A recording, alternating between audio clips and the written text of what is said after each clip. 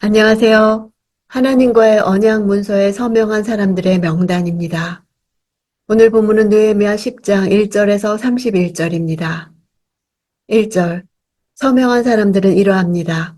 하가랴의 아들인 총독 느헤미야와 시드기야. 도장을 찍어 밀봉한 문서에 공식적으로 이름을 올린 사람들의 명단입니다. 이는 언약에 절대 순종하겠다는 공적이고도 결연한 결단이었음을 알 수 있습니다. 고대 근동에서 서명할 때는 언약을 맺는 대상들이 자신들의 도장을 습기가 있는 진흙에 찍어 그 새겨진 진흙을 불에 구워 오랫동안 보관할 수 있도록 했습니다. 당시의 것으로 추정되는 예루살렘에서 출토된 70개 이상의 봉인구와 도장들은 이러한 관습이 널리 시행되었음을 보여줍니다. 봉인구는 편지들이나 문서들을 봉인하는 데 사용된 작은 진흙 덩어리들로서 파피루스나 가죽 두루마리들을 묶은 노끈이나 줄 위에 접착되었습니다. 이 봉인구들은 양각을 한 타원형 도장들로 직인이 찍혀 있는 것입니다. 습기가 많은 지역에서는 파피루스나 가죽 두루마리들이 부패되어 없어져 버린 후에도 이 봉인구들만은 남아있는 경우가 자주 있었습니다. 이곳에 나온 이름들이 사라지지 않는 것처럼 이때 이스라엘이 하나님과 맺은 언약 역시 불변의 것이며 이 언약의 내용을 항상 순종해야 할 책임이 계속해서 남아있는 것입니다. 바로 이 율법대로 살아가는 거룩한 공동체의 건설이 이제까지의 모든 과정의 궁극적 목표였던 것입니다. 2절. 스라야, 아사랴, 예레미야. 2절에서 8절까지는 제사장 가문에 속한 인물들입니다. 여기 나오는 21명의 이름 중 15명은 수룹바벨과 함께 1차로 귀환한 제사장 가문의 지도자들로서 그들이 그때까지 살았다고 볼 수 없기에 가문의 이름으로 볼 수 있습니다. 스라야 가문 역시 남유다 멸망 직전의 대제사장직을 수행한 자의 후손들로 이루어진 가문입니다. 에스라의 이름이 빠져 있는 것도 그가 스라야 가문에 속한 인물이었기에 그 이름이 빠져 있다고 볼 수 있습니다. 9절. 또 레위 사람들로는 아사냐의 아들 예수와 헤나닷의 자손인 빈누이, 감미엘. 9절부터 13절까지 17명의 레위인의 명단이 소개되고 있습니다. 이 명단은 가문의 이름이라기보다는 각 가문이나 부족을 대표하는 개인의 이름들입니다. 이들은 나팔절 에스라의 율법 낭독 때 백성들에게 말씀을 해석해 말씀을 깨닫게 했고 백성들이 회개할 때 단에 올라 하나님 앞에 큰 소리로 부르짖어 기도했던 사람들입니다. 28절. 이 밖에 그 나머지 백성들, 곧 제사장들, 레위 사람들, 성전 문지기들, 노래하는 사람들, 느디님 사람들, 또 하나님의 율법을 위해 다른 민족들과 스스로 구별한 모든 사람들과 그 아내들과 그 아들, 딸들, 지각과 통찰력이 있는 사람들 모두가 서명하지 않은 기타 남은 자들이 율법 준수를 맹세한 사실을 기록합니다. 다른 민족들과 스스로 구별했다는 것은 포로 귀한 이스라엘 공동체의 정체성과 관련해 중요한 의미가 있습니다. 당시 포로 귀한 공동체가 안고 있는 가장 큰 문제는 바로 이방인들과의 통혼 풍습이었습니다. 이는 민족적 정체성뿐 아니라 신앙적 정체성까지도 훼손해 그들이 포로에서 귀환한 목적, 즉 공동체 재건 자체를 불가능하게 할 것이 뻔했습니다. 이방인과의 통혼 금지는 율법을 올바로 준행하기 위해 최우선적으로 시행해야 할 과제였던 것입니다. 지각과 통찰력이 있는 사람들이란 판단력이 있어 언약에 서명하는 것이 무엇인지 이해하는 자들이란 뜻입니다.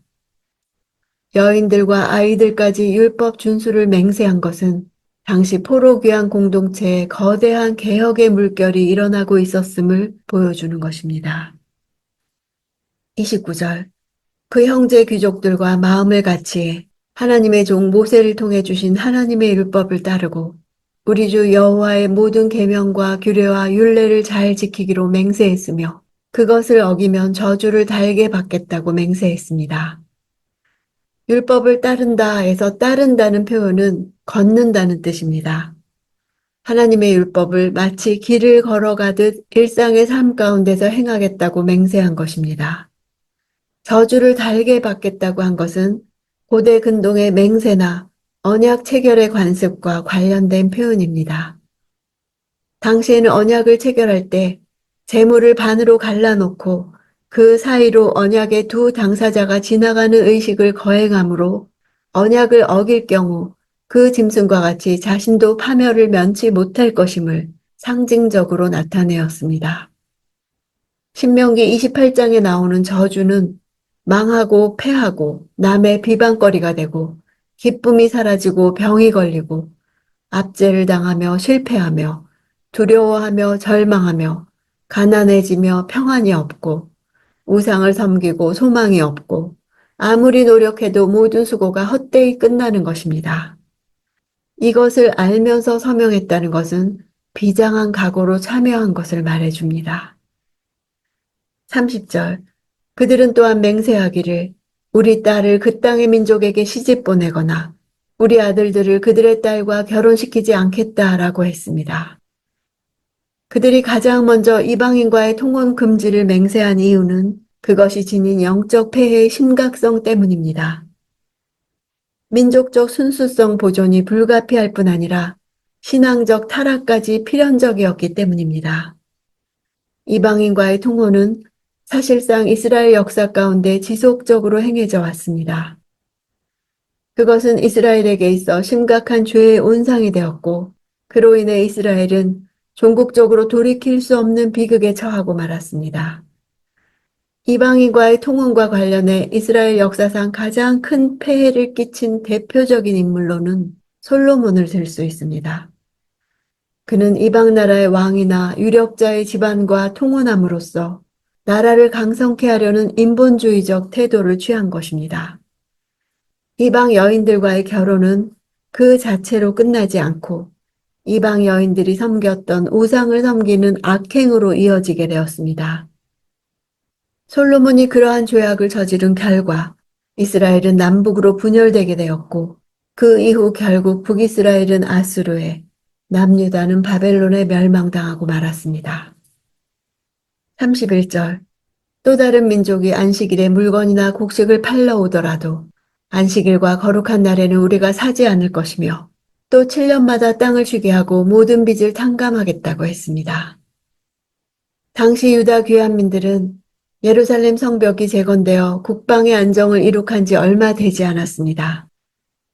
따라서 내부적으로 안정된 경제 구조를 구축하지 못했을 것이 분명했던 그들은 이방인들과의 교역을 통해 필요한 물품들을 공급받았을 것입니다. 즉 당시 유다 귀환민들에게 있어서 이방인들과의 교역은 그들의 생계와 직결되는 것이었습니다. 문제는 이러한 상거래를 안식일에까지 했다는 사실입니다. 당시 안식일 개념은 고대 근동 어느 나라에서도 찾아볼 수 없는 것이었습니다. 그래서 그날 이방인들이 물품을 가져와서 팔았고 이스라엘 자손들은 자기들의 필요에 따라 이를 구매함으로써 안식일 계명을 어긴 것이었습니다. 안식일과 병행되어 나타난 거룩한 날이란 매월 1일을 가리키는 월삭과 신년 전인 7월 1일, 속죄일인 7월 10일, 무교절이나 불임절, 초실절, 칠칠절, 초막절 등을 가리킵니다. 이러한 날들도 안식일과 마찬가지로 노동과 상행위가 금지되었으며 거룩한 날들로 여겨졌습니다. 율법에서 가르치는 바대로 안식년을 바로 지키기 위해서는 먼저 생산 활동을 중단해야만 했습니다. 이는 경제적 측면에서 상당한 손해를 감수해야 했습니다. 그러나 안식년 한 해 동안 땅을 쉬게 함으로써 지력이 회복되어 오히려 생산력을 높일 수 있었습니다. 더 나아가 땅뿐 아니라 그 땅을 경작하는 일꾼들도 안식의 기쁨을 누릴 수 있었습니다. 또 경제적으로 궁핍한 이웃은 그 땅에서 저절로 난 소산을 취할 수 있었고 들짐승들까지도 그 혜택을 누릴 수 있었습니다. 빚을 탕감하는 일은 자기가 충분히 얻을 수 있는 기득권을 포기하는 것이기에 실제적으로 손해를 감수해야 하는 일이었습니다. 율법은 안식년의 빚을 탕감받는 대상이 그들의 이웃이며 형제임을 일깨워 줍니다. 안식일 준수는 민족적인 정체성을 확인하는 지표로 자리 잡게 됩니다. 안식일은 안식년으로 이어지며 신명기에서는 안식년을 여호와의 탕감일이라고 부릅니다. 가난한 자의 빚을 탕감하는 것은 마치 하나님께 대한 빚을 면제하는 것이란 뜻을 나타냅니다. 잠언 19장 17절에 가난한 사람을 불쌍히 여기는 사람은 여호와께 빌려드리는 것이니 그가 한 일에 대해 그분이 갚아주실 것이라 하셨습니다. 안식년에 빚을 탕감받게 되면 가난한 자들은 새롭게 삶의 기반을 쌓아나갈 수 있었고 이스라엘은 이방 나라와 구별된 모습을 나타내 보일 수 있었습니다. 이런 실제적인 실천이 있을 때 진정한 안식이 있는 거룩한 공동체로 존재하는 것입니다.